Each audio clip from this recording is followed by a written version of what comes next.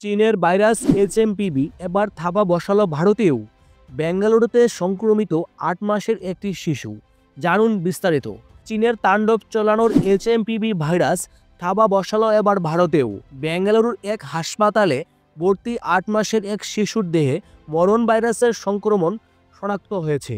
যদিও কর্ণাটকের স্বাস্থ্য দপ্তরের এক আধিকারিক জানিয়েছেন, সরকারি ল্যাবে ওই শিশুর রক্তের নমুনা পরীক্ষা করা হয়নি। এক বেসরকারি হাসপাতালের ল্যাবে পরীক্ষা করা হয়েছে।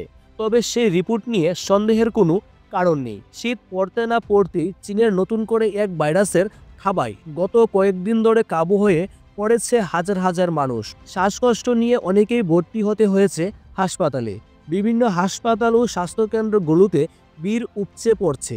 গতকাল শুক্রবারই ৩রা জানুয়ারি জানা গিয়েছে, চীনের যে নতুন ভাইরাস তাণ্ডব চালাচ্ছে তা হলো হিউম্যান মেটাহিউমু ভাইরাস বা এইচএমপিভি। ইতিমধ্যেই সমাজ মাধ্যমে চীনের হাসপাতালগুলোর একাধিক ছবি ভাইরাল হয়েছে, যেখানে দেখা যাচ্ছে হাসপাতালের ভেতরে পা রাখার পর্যন্ত জায়গা নেই, এত ভাইরাসে আক্রান্ত হয়েছে মানুষ।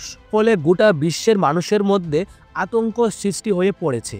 কেননা ২০১৯ সালের শেষের দিকে চীনের উহানের এক বাজার থেকেই প্রথম ছড়িয়ে পড়েছিল করোনা ভাইরাস।